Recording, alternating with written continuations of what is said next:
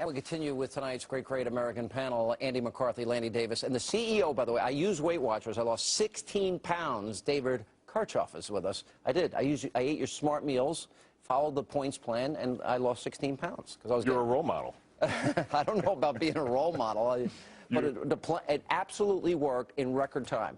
I lost it I was done in like 5 weeks. My goal was to lose 16, and I did. Well, you're a man in a hurry. Yeah, okay, good idea. And you became a liberal after that. You know, no, the food actually helps you, Lanny. It doesn't destroy your brain cells. It actually makes you healthier. Oh, all right, I'll give you the first crack at this. You were a Hillary supporter. You cannot tell me that there's anything you heard tonight that you hadn't heard before. Well, actually, he put a blend together that, at long last, I think he did a very good job tonight. What's new? Tax cuts, Medicare, and $500 Social billion Security in spending. reform, completing the job that the Simpson-Bowles Commission wanted him to complete some time ago, which is cut major slices across the board. Raise taxes against the rich, spend $450 billion. Tell me what's different than that. Why are you not at least supporting his tax cuts tonight, which are 65% of the $400 billion? Why are you not at least doing that? He tried it twice. And guess what? Unemployment, we never created, we've lost millions of jobs. So as long as it's clear that Republicans called for tax cuts, he gave them tax cuts. I'll take it. And they're not saying they're going to support I'll take it. You want me to say, great job, President Obama, but $450 billion when he doesn't really give us a plan to how we're going to pay for it, doesn't cut it. Closing the tax loopholes is what he says is going to pay for it. Raise taxes on the rich. Class warfare. Well, raising taxes on the rich is not the way we say closing tax loopholes. It's 20 times the what was supposed to be the real savings in the debt deal, right? I don't know. I think he'd have been better off with, you know, take the Packers and give the points tonight. That's pretty much what people wanted to hear. I think it's true. It was dull. It was totally underwhelming. You were telling me earlier you're a little bit down the middle. Mm-hmm. I am. I don't know if I trust people that don't take a stand.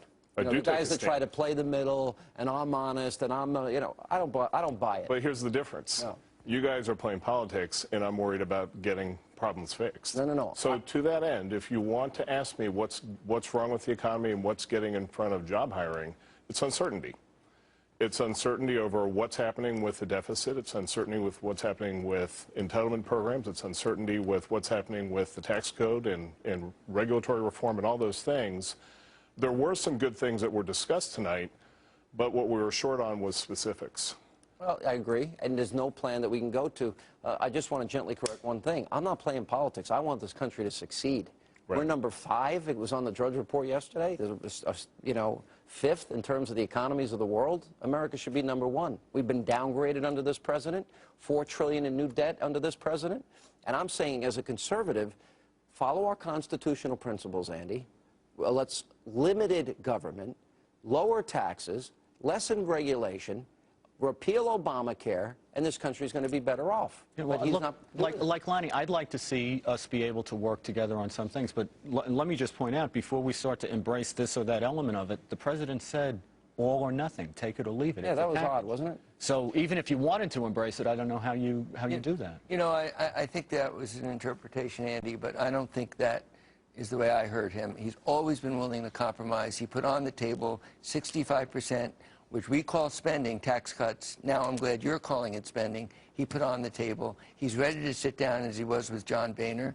And I think this is the one moment the country really should try to come together and find a compromise. He has never, in all the debt ceiling debate, he has never put out a written plan that we, the American people, can read. Now he is. The Republic, well, it's not up now.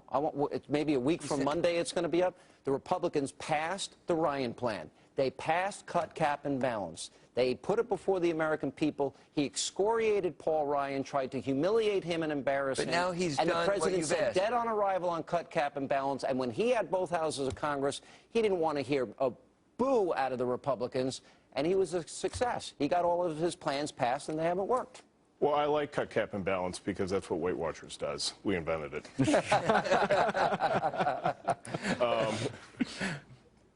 That's a good line. Really, the interest, but the We get another Weight Watchers point here.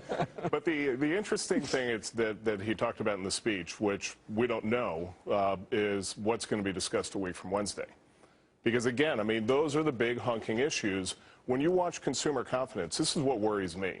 First 2 weeks of August, consumer confidence dropped like a stone because people couldn't figure out what was going on. How are the long-term problems going to get fixed? I guess we're going to get a preview in, I guess, 10 days. You can't spend more than we have. You don't do it as a company.